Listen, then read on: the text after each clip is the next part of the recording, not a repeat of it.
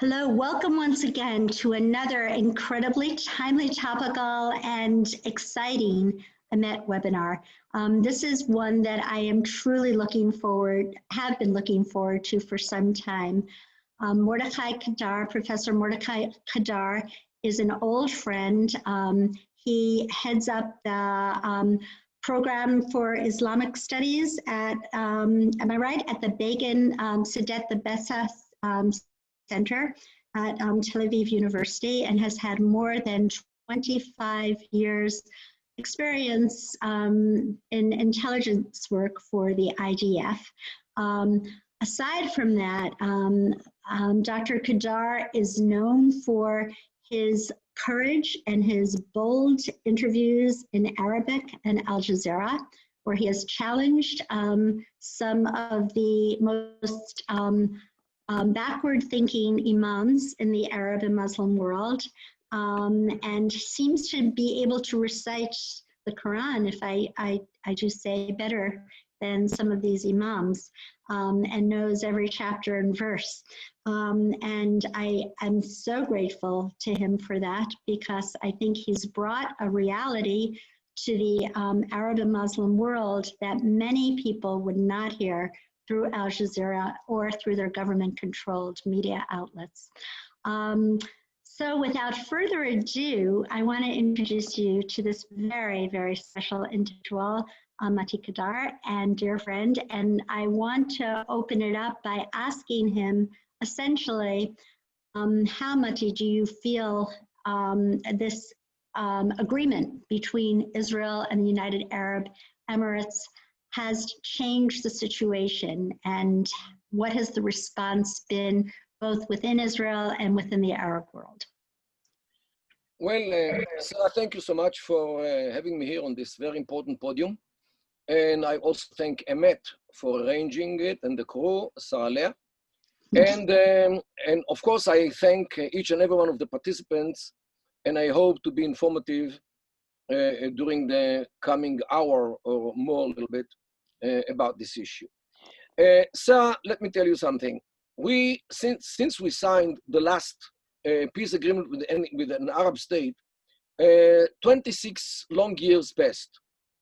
Means since we signed it in October of 1994 in the Arava Valley, where President Clinton came, and Hussein and Rabin signed this peace agreement. Since then, we didn't have real peace agreements with other countries, but we had partial agreements with Tunisia and with Qatar.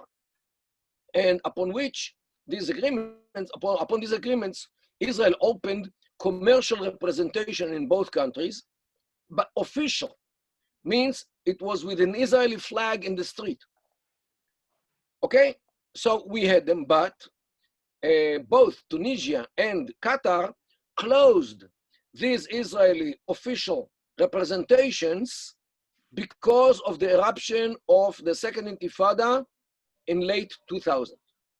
Means that peace agreement can be reversed, can be canceled, can be reduced, can be changed, can be altered, can be all kinds of things. So to begin with, as good as this agreement is, or we don't have agreement yet, we have already declarations as we had. But it seems that they are going to have normalization. And here we have to explain something which is very important in the discourse of the Middle East. Here in Middle East, there is a very, very clear and sharp part or division or difference between peace, what they call in Arabic salam, and normalization, which they call in Arabic tatbi'. Tatbi' or sulh is something from different level. Salam in Arabic means more or less non-belligerence. Agreement with an ambassador, an embassy, and maybe some cooperation on security or energy, and that's it.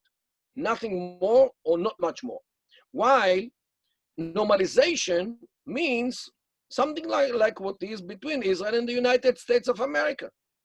Tourism, agriculture, economic issues, investments, working together on medicines and all kinds of things which both countries share. And above all, tourism, that you can come freely from country to country without no restriction. And of course, flights and so forth. Means everything included in this piece. Normalization, which they are talking about with Israel today, is the second side. The second size means the bigger size of peace, because with Egypt and Jordan, we have only peace, means salam, means non-belligerence with an embassy. So, and you can definitely see what happens in the Jordanian and the Egyptian media against Israel constantly. You know, one of the most popular songs in Egypt was sung by a street singer named Sha'bula, Sha'ban Abdurrahim, this was his name. And he recycles 3 words. The whole song is 3 words. I hate Israel. Again and again and again and again, the whole thing is about I hate Israel. And this song, he sold millions of discs with this song through like 2-3 months in Egypt. Means the fact that we have peace with the government of Egypt does not reach or didn't reach the people in the street. Means there is no normalization. Here with the Emirates, for the first time in history, people talk with us about normalization, investments and everything included. So this to begin with is a very good thing. However, having said that, we Israelis are too enthusiastic about this. Means you should see the Israeli newspapers' headlines. We read such heavy, letters, peace, and the flags and the airplanes and everything, as if the Mashiach came. And this is a problem because whenever the other side understands that you are enthusiastic about this, that you are excited about this, the price goes up. While if you show a poker face, according to what I think, we should have told the Emiratis, well, guys, we love you very much, but don't forget that we, Israel, are a 72 years old country. We did everything without you, and in spite of what came out from the Gulf against us. And we won all the wars, and we are a very developed country. We are part of the OECD, and the high-tech and everything here in Israel, and we actually don't need you. What do you give us for peace? This is what the approach should have been. But unfortunately, Israelis are too enthusiastic about every Arab who smiles to us, as if the Mashiach comes only because the guy is smiling to us. And this is the problem time and again, and I keep saying it in the Israeli media. Don't show excitement. Don't show that you are enthusiastic, because the price which you're going to have to pay for this becomes higher and higher, the more you rejoice this kind of peace. By the way, the other side, they much less show their emotions, especially the Saudis, because according to the Bedouin heritage and culture, a man should not show his emotions. Because if he shows his emotions, if he externalizes his emotions, he's viewed as, forgive me, as a lady. Because a woman, behaves in an emotional way. A man, a male, should keep poker face in order not to show his emotions. He could be torn from inside. He could be very excited. He could be afraid. He could be very, very happy. He should never show what he feels. Why? This is the culture. Poker face. And this is how they behave, much more than us. And unfortunately, I'm afraid that Israel will, at the end of the day, have to pay too much, and Israel already paid by postponing the annexation of parts of Judea and Samaria, which belonged to us already since 1920, since the San Remo Convention. And Israel so far refrains from exercising its sovereignty on this part of the land of Israel. And now it is indefinitely being postponed only because the Emiratis do not like it. Whether they will whether they will not like it in the future, I have no idea. But Israel definitely paid the price. And Netanyahu said that this peace is not land for peace, it is peace for peace. And he's wrong, because by postponing the declaration or the annexation of parts of Judea and Samaria, it is a territorial price, which he paid for this peace or normalization. By the way, the normalization is a bad word in Arabic, only because the Palestinians and their friends succeeded to color this word with bad colors. That whoever dares to have normalization with Israel should be ousted or should be, declared as a kafir, as an infidel, or something like this, somebody who betrays the Arab world, betrays the Arab Ummah, the nation, betrays the Palestinians, of course, and they succeeded really to color the word normalization with very, very bad colors. And today come those Emiratis and say, yes, we are normalizing our relations with Israel in spite of what you Palestinians think and want. And the question is in why. Why did the Emiratis do it? And why now? Why didn't they do it 10 years ago, 5 years ago, 1 year ago? And the answer is Iran. Not that they hope that the Golani Brigade will come to save them from the Iranian invasion, and not that they hope that the Israeli Air Force will start defending their skies. They, because of Iran and the Iranian threat, they want Donald J. Trump to be re-elected. Because they don't trust that the other side of the American political map will continue the sanctions on Iran and will continue the being out from the JCPOA. Both things, they want Trump to continue out from the JCPOA and to continue the sanctions on Iran, because this is their only chance to survive as a state, the Emirates. They are shaking and shivering. They won't show it. We show it, and we go to the Congress to shout. But they will never show. But that they are much more afraid from Israel, they're afraid from the Iranians compared to Israel. Why?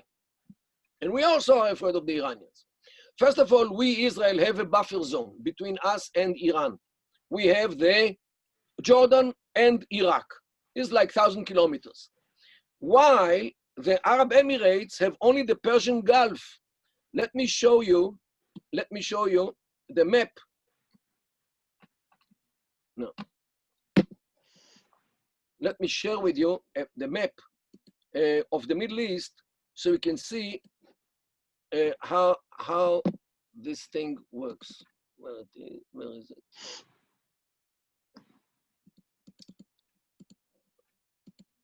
Well, it's on. Went wrong.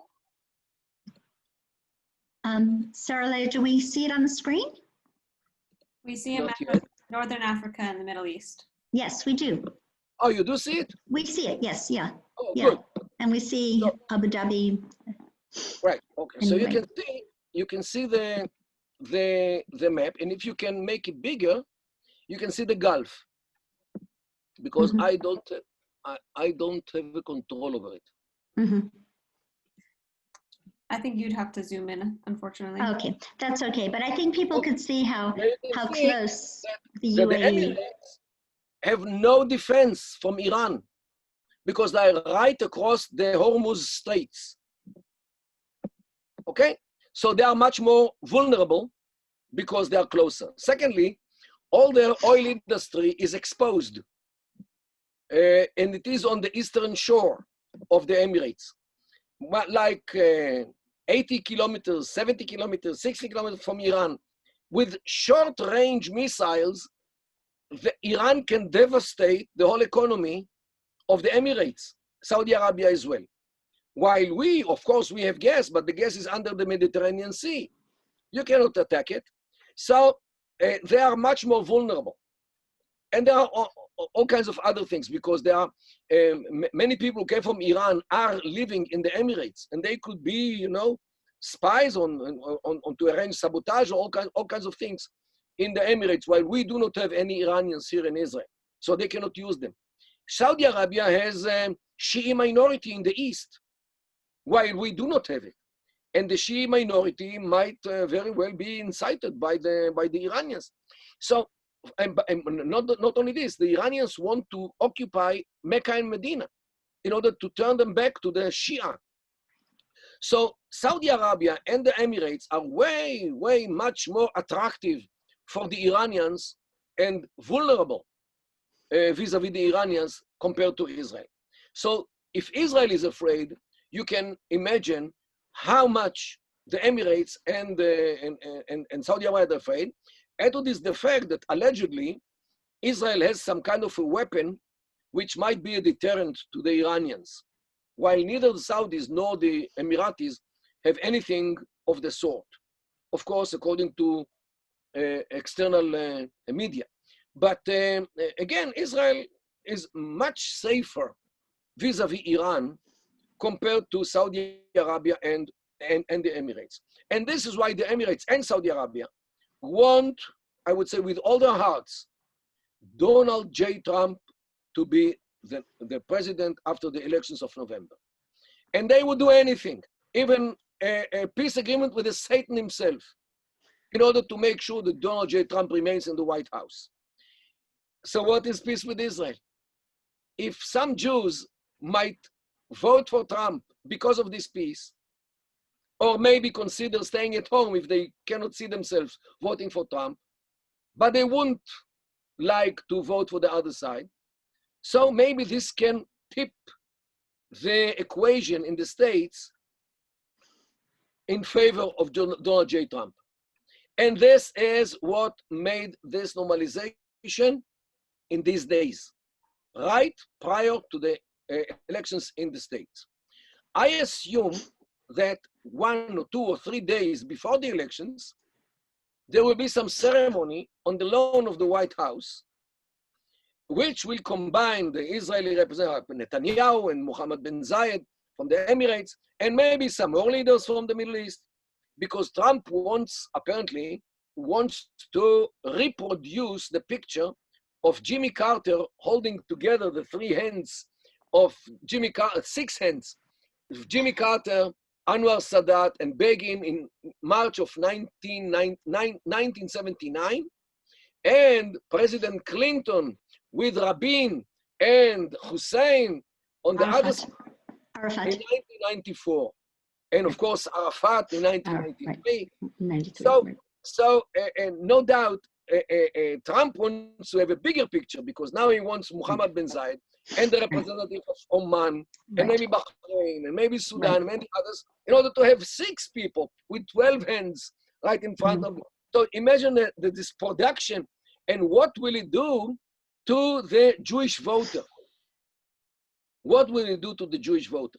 Okay, so this might tip the equation to the side of Trump, and this is what the Emiratis want. And I suspect that Netanyahu also wants this. So here you are, this whole thing. This, by the way, the announcement was in the same time in Washington, D.C., in the Emirates, and in Israel. And it is more than obvious that the Americans' role in cooking this agreement or this declaration was more than obvious.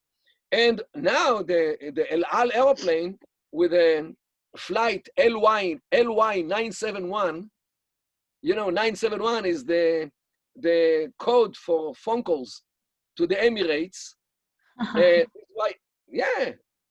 I didn't know that. Well, this is too obvious. El Al chose this number for this line between Ben Gurion Airport and Abu Dhabi, 971, in my view, only because of this. And the way back is 972, which is Israel's prefix, the code for phone calls. So definitely here you have this as well. So, and the Americans were in the flight. Means like a shadhan, like a matchmaker, who doesn't only make the match between the groom and the bride, he also goes with them into the room, closes the door, and goes to bed with them just to make sure that they know what to do. to have something real out of this marriage. Okay, so now we saw Jared Kushner, we saw some more American officials in the room with the Israelis and the Emiratis in order to make sure that they come to the agreement, to sign the agreement in a time which will enable them sign the agreement before the elections in November. So here we are. However, as good as this thing looks like, we should also look at the problems which might come out of it. First of all, if there is normalization, they might demand that no visas will be needed. No visas. Means every Emirati who shows up in Ben Gurion Airport can come in. We should always remember that the Emirates host dozens of thousands, if not more, of Iranians.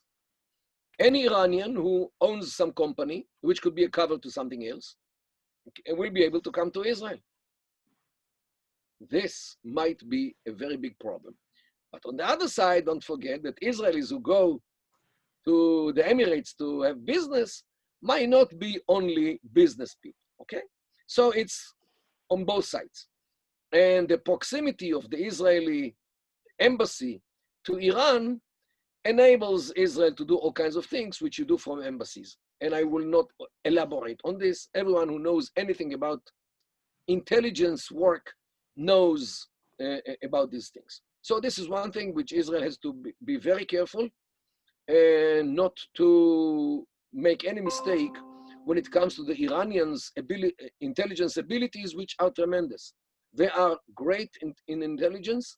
Sometimes they are not careful enough, like Soleimani, but definitely they are with the archives of their nuclear program, but because sometimes they are too self-confident. And another thing is that some other Arab countries might demand relations with Israel similar to what we have with the United Arab Emirates. And I'm not sure that we want to have relations with Sudan, for example, on the same level. No Sudani investors will come to Israel. Okay, so we have to be very careful before we run forward with relations with countries which might be of a problem.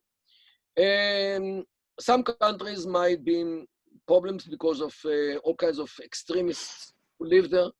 We don't need free tourism coming from Sudan after Sudan was brainwashed by Turabi, the Muslim Brotherhood leader of Sudan. I'm not sure that we want the Qataris here in Israel after Qatar became the main support of the Muslim Brotherhood, Hamas, and Iran, and we can elaborate on this as well. So the Israelis have to adjust their expectations to the situation in every Arab country which wants to have peace with us, and to be careful not to run forward to fall into all kinds of relations with countries which we should keep away from. So this is another thing. So this is my small remarks on this peace between us and the Emirates.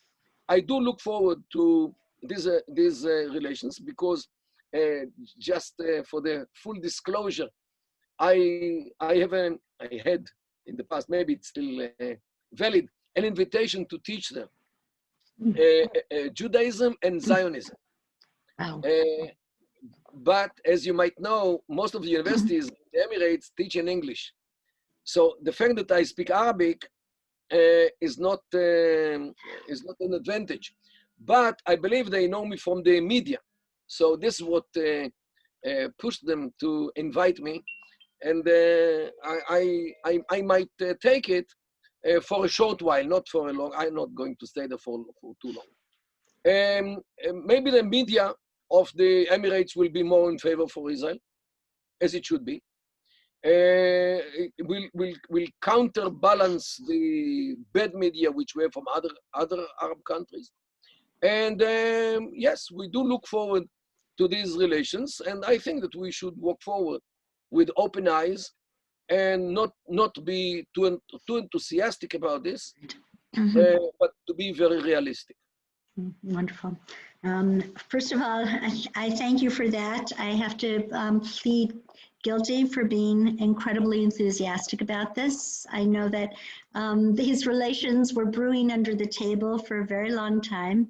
And, you know, it's finally above the table, and we, most of the analysts that I've spoken to are enthusiastic, and I'm very enthusiastic. It's also taken the leverage away from the Palestinian Authority to control all of Israel's relations with the Arab world for the first time, you know, since before 1948.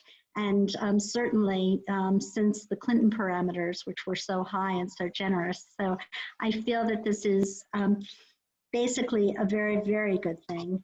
And it's going to be a warm peace, as opposed to the peace between Egypt and Jordan. In fact, we were on the phone through the Atlantic Council with a foreign minister from the United Arab Emirates, and he said that as opposed to Egypt and Jordan, we have no historical memory of a hot war. So this is going to be a warm peace, a people-to-people peace. So, you know, we're guilty as charged.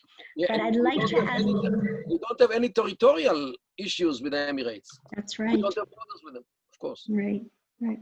So I'd like to ask something that we don't have privy to here.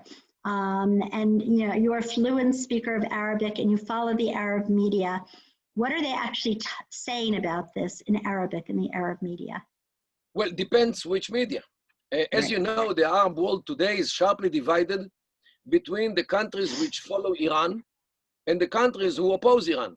Right. The countries who follow Iran are Lebanon, Syria, Iraq, Qatar, Hamas in Gaza, while the countries who are against Iran, and therefore they are with Israel, are Saudi Arabia, the Emirates, Bahrain, Egypt, Jordan to a large extent.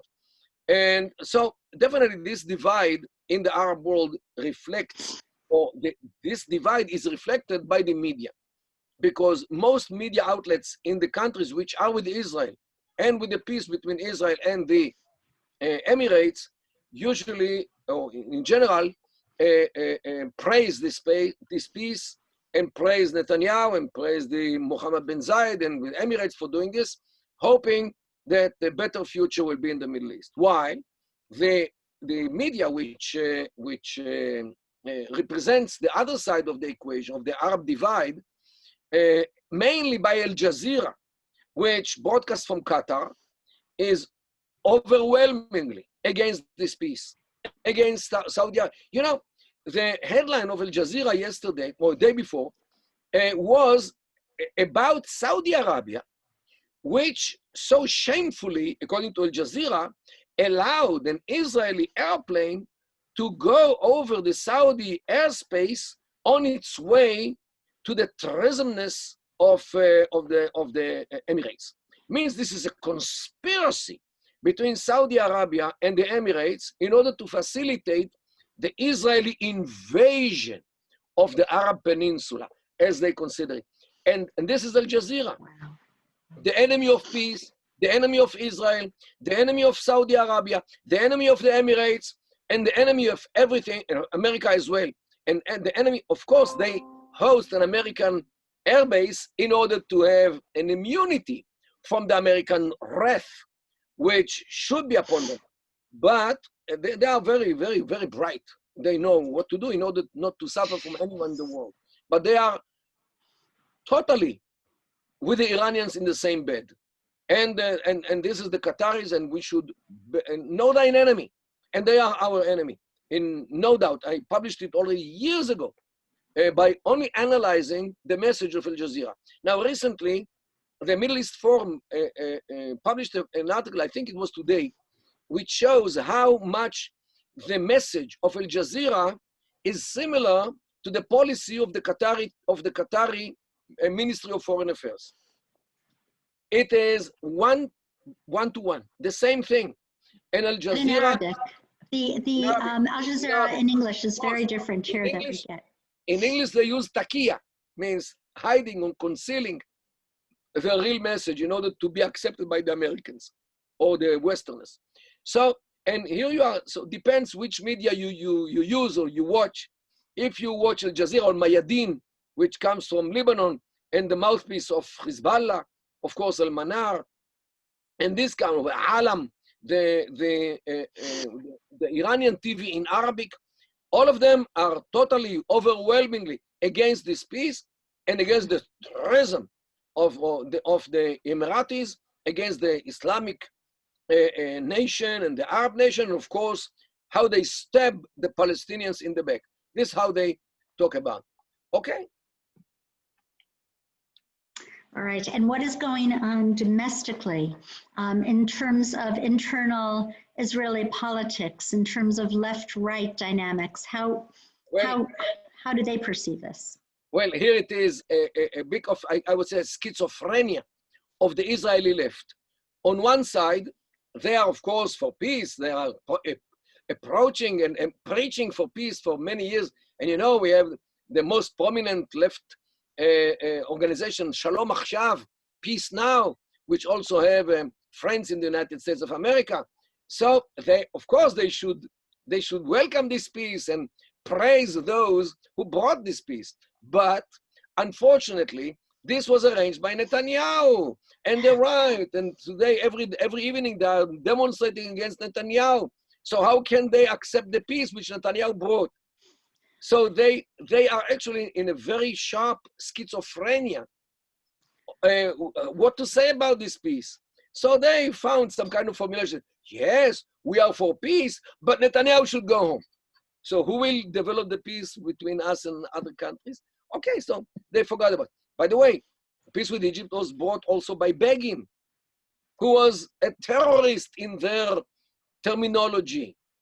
And Rabin also was not their idol because, you know, in the 90s, Rabin was very much to the right. So, and he, of course, was the chief of staff in 1967 when he occupied the occupied territories, as they say. So apparently, only the right or right-wingish people like Rabin can make peace with Arabs. And this is the issue. Arabs appreciate power. Arabs honor steadfastness. And if you project power, they will make peace with you. If you project weakness, all you get is a kick, and you know exactly where. And this is what those leftists cannot grasp, and they cannot accept it, and they cannot fathom it, and they cannot understand it. That here in the Middle East, in order to survive, you need to be invincible. And in order to have peace forever, you have forever to be invincible. And this doesn't fit the politically correct thinking or values which are universal values of be nice, be kind, be good, as they are in other parts of the world. Here in the Middle East, if you want to survive, you need a very, very heavy stick and make sure that everybody sees this stick. Just speaking about that, do you have any comments about the projected drawdown of forces of the Americans in Iraq? And they're also, they withdrew many from Syria. Look, in 2010, America ran out of Iraq in a very shameful way. And what happens afterwards is very much because of this. Look, we did the same thing when Ehud Barak ran away from Lebanon in 2000, and this emboldened Hezbollah to the degree which they today control Lebanon. And not to mention the eruption of the second Intifada in 2000, which was a direct conclusion of the Palestinians that this is now the time to start an Intifada, because Israel ran away a couple of months ago from Lebanon because Israel cannot accept to be, to suffer some 30 soldiers a year. And this is no doubt. The second Intifada erupted as a conclusion of the Palestinians from barracks running away from Lebanon in May 2000. Right. And now we see the buildup of 150,000 missiles staring down at Israel from Hezbollah and Lebanon. But here I must mention, there is another implication to this piece on the Palestinian issue. As you know, a Palestinian state will no doubt be very hostile to Israel because only the enmity to Israel will galvanize all the tribes and the clans of the Palestinian Authority. They are just like Iraq or Syria, a very, very sharply divided society, which only one can unite them, which is the hatred to Israel. And this is actually what the Assad regime in Syria tried to do all the years, and Saddam in Iraq, and Gaddafi in Libya, and so forth. If we want to have real peace with the Palestinians, we should implement the emirate paradigm here with the Palestinians as well.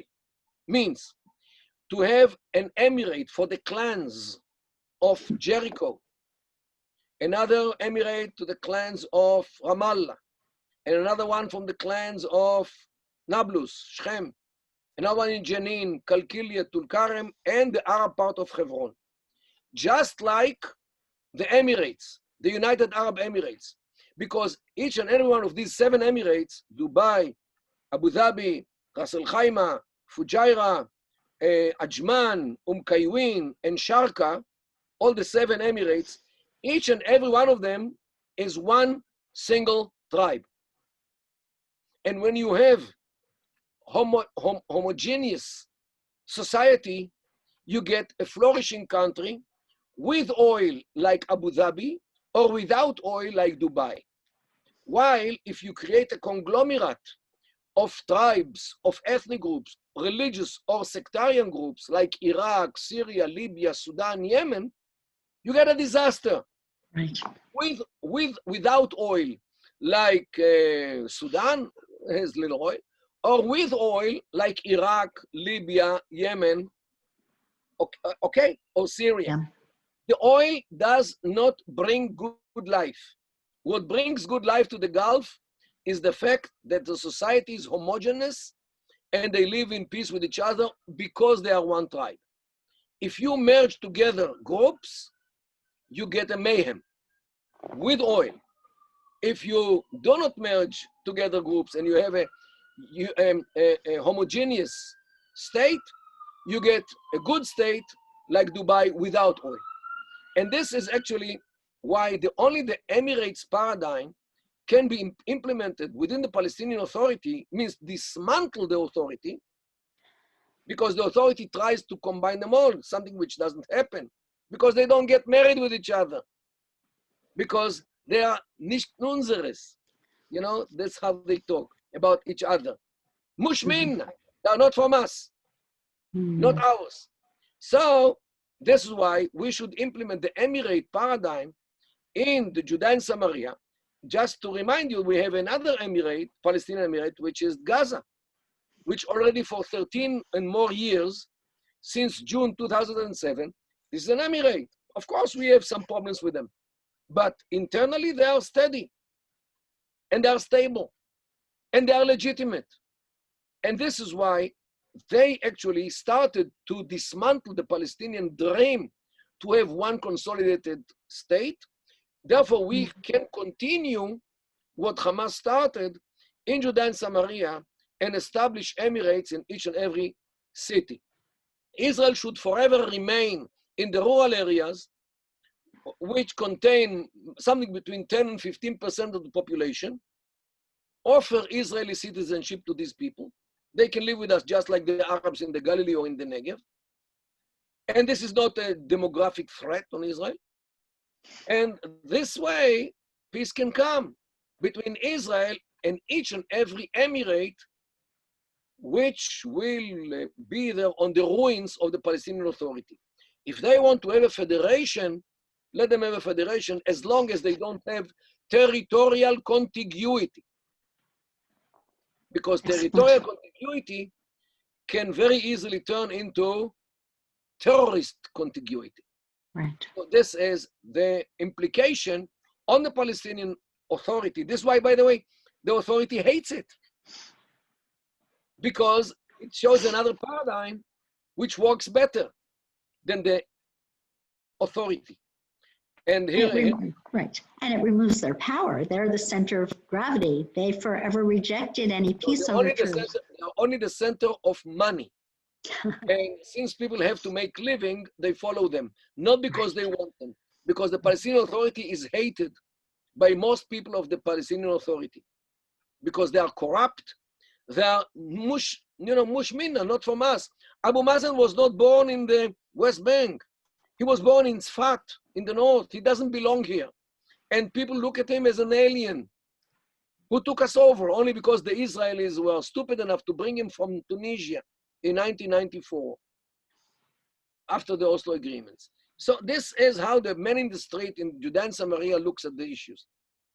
And he definitely relies much more on the sheikhs, on the old people of his family, rather than the Ganovim, all these thieves, which Israel unfortunately brought from Tunisia after the Oslo agreements of 1993. All right, so now I'm going to hand this over to our very, very capable, competent Sarah Leah Thompson, who will be reading the questions that have come in. Thank you, Sarah, and thank you, Dr. Kedar, for joining us today. We've gotten a lot of questions submitted, and as usual, unfortunately, we won't be able to get through all of them, but we'll do our best. So the first question, as you mentioned earlier, Saudi Arabia is allowing overflights by Israeli carriers. Is this the proverbial camel's nose under the tent that will slowly evolve into normalizations with the Saudis? Saudi Arabia is what? Will the development of Saudi Arabia allowing overflights by Israeli carriers possibly develop into normalizations with Israel and the Saudis? Yeah, it could be, yes, in the future. Why not? Look, let me tell you something.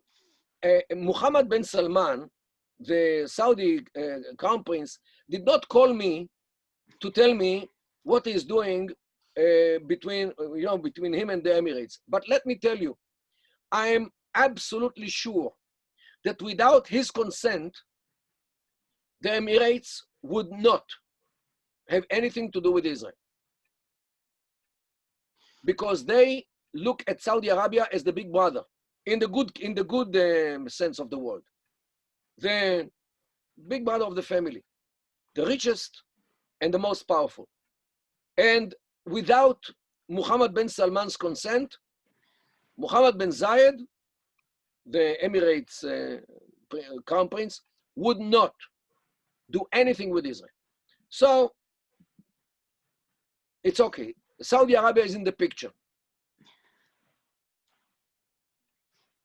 Great, thank you. So for the next question, one of our viewers wanted to have you clarify whether or not you're saying that it would have been better not to do a deal with the UAE, considering that the price paid was halting annexation or extending sovereignty, or are you saying just to be more careful with concessions in future normalization agreements with other Arab states?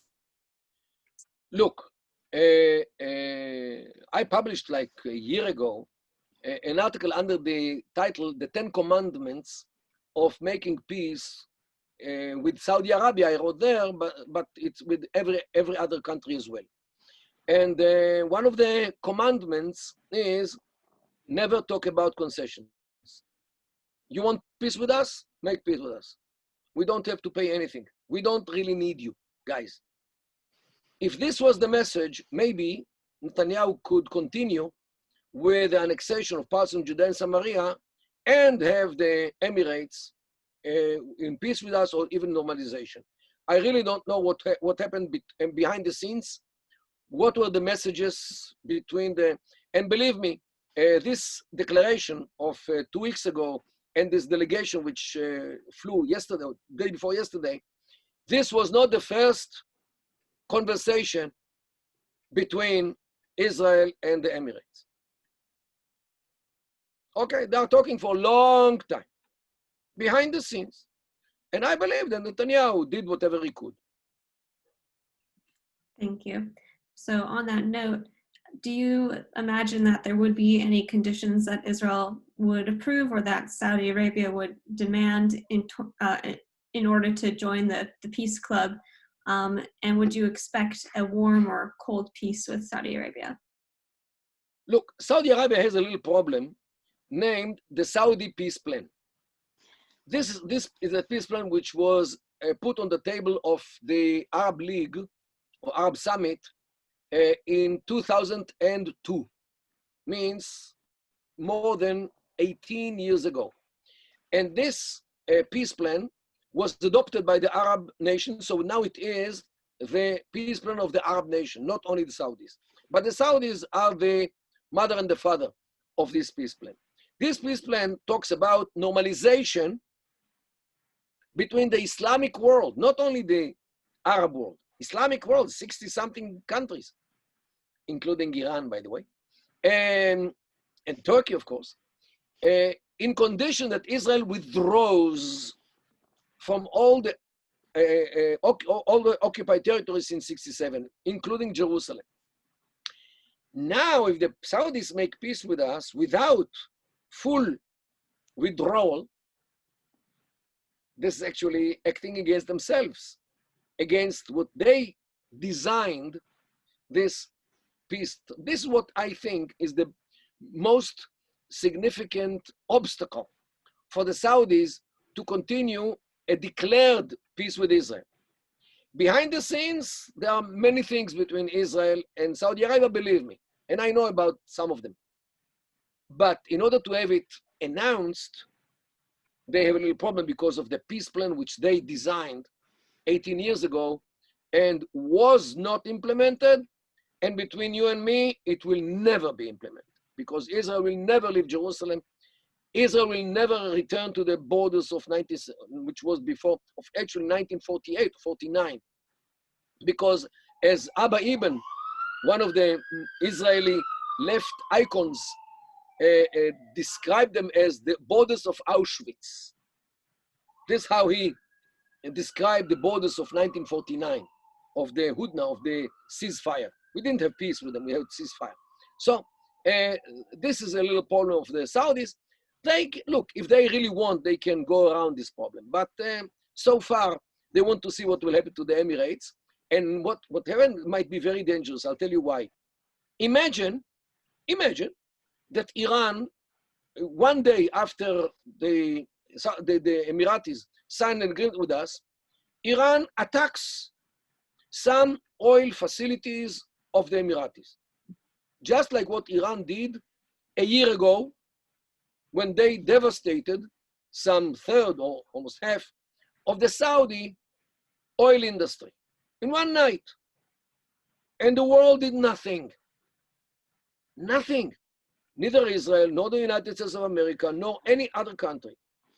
What will happen? What do you think will happen if the Iranians are doing the same thing in the same night or day later after the Emiratis signed the peace with Israel?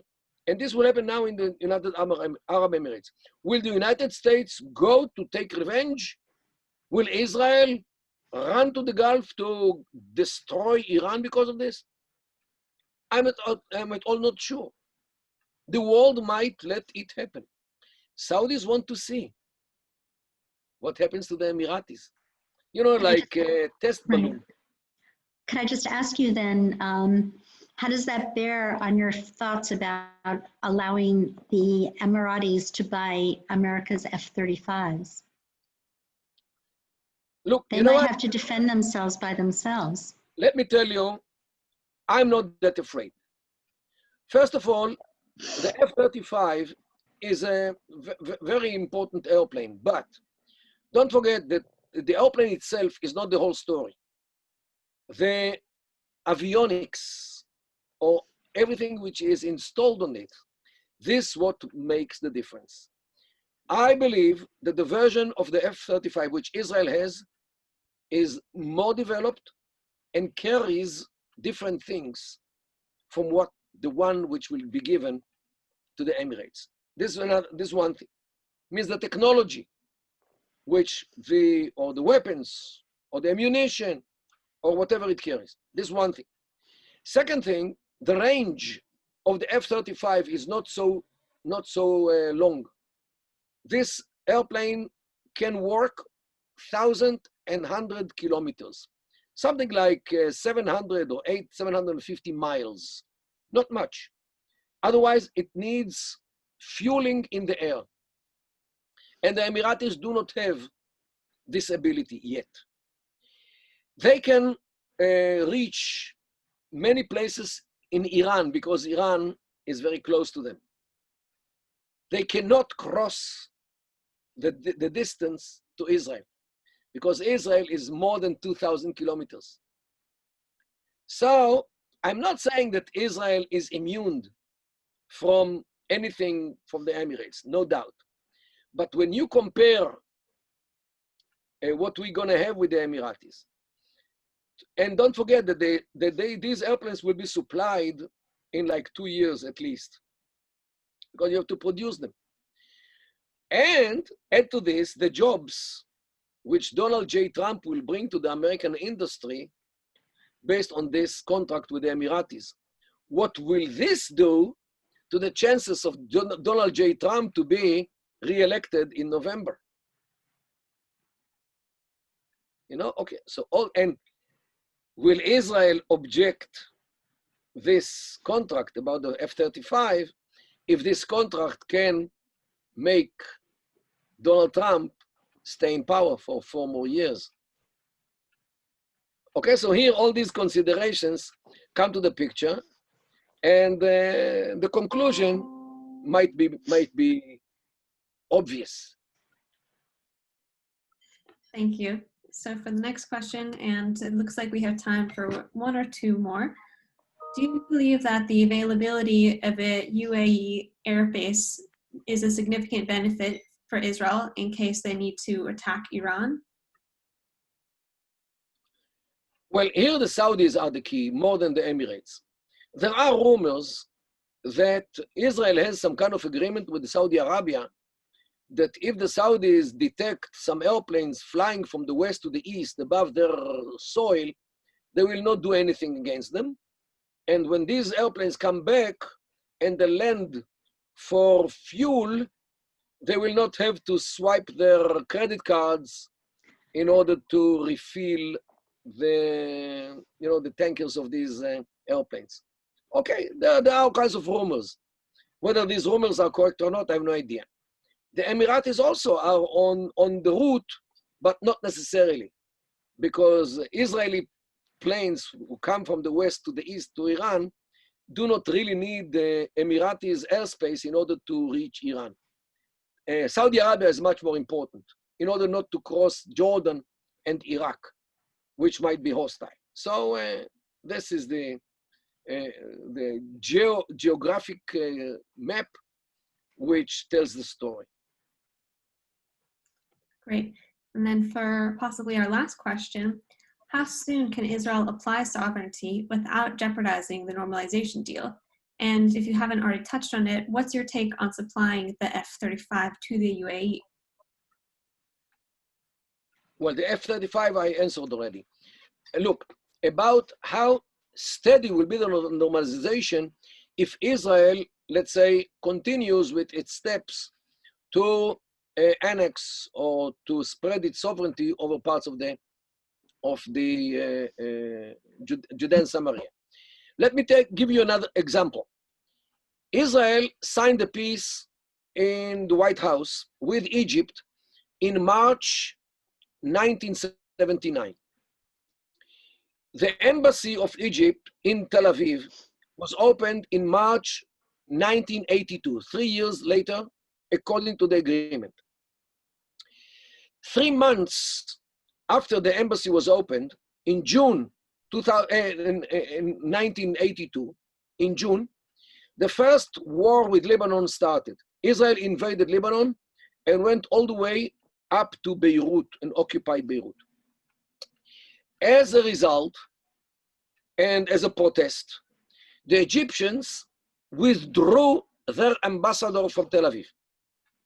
They kept the embassy open, but for several years, there was no Egyptian ambassador in Israel. Means they reduced the level of representation to what they call charge d'affaires. Charge d'affaires is the one who is instead of the ambassador. This is the price, the political price or the diplomatic price which Israel paid for the invasion of Lebanon. Egypt did not cut the relations with Israel altogether, but reduced the representation. This might be the same thing with the Emirates if we, Israelis, work against the understanding that Israel will not do anything vis-a-vis the Palestinian soil, as they call it. Okay, they might reduce the representation. I don't believe that they will close the embassy altogether. I don't believe that they'll cut the ties, as Qatar and Tunisia did after the eruption of the second Intifada in 2000. Yet I believe that there will be some price. Maybe some agreements will be postponed, maybe some things, I don't know. I'm not a prophet. But this might be, Israel might pay some price in this issue. However, if, let's say, the clans of Hebron tomorrow declare statehood in Hebron based on the Emirates plan which I designed for them, and I'm in connection with them about this, and the Palestinian Authority is dissolved naturally, this will give the Emiratis all the reasons why to continue with Israel in spite of everything which happens in Judea and Samaria. If the clans of the cities declare statehood in every city, and thus leaving the Palestinian Authority. If this happens, and there is a chance that this will happen, the Palestinian Authority is gone by itself, is dissolved. And this way, Israel can do whatever it likes in Judea and Samaria without any problems with other Arab parties. So I hope that you are still advising the government of Israel, and I know Israeli intelligence has profited from your amazing wisdom, Mati, and it's never boring when we have you. We're very, very grateful for your really interesting, iconoclastic, and unique analyses of the situation. I can't thank you enough. I'd love, first of all, to invite all of our listeners to next week, where we are going to have yet another very, very engaging webinar Wednesday at 12 noon, where we're having our dear friend Aykan Erdemar, who runs the Turkish Center for the Foundation for Defense of Democracies, and Behnam Ben Tablu, who is an Iranian scholar with the Foundation of Defense of Democracies, and Johnny Moore, who is part of the Religious Freedom Caucus, and he has very strong ties with the Emiratis, talking about the shifting of the tectonic plates, new friends, new allies, and new enemies, new coalitions. And again, I can't thank you enough, Mati. You're a dear friend and incredibly, incredibly unique. You're an independent thinker, and we applaud you, and we applaud you for your moral courage to stand up to all of these outdated thinkers on Al Jazeera. Thank you so much, Sarah. Yes, I should. Right. And I should also say that my board reminds me to say that we do this as a public service to the public. We've had approximately 300 viewers today. All of this costs us money. We would really welcome your contributions. We need this because we do believe a well-informed public informs their policymakers, and it can have an effect on very, very good policy decisions.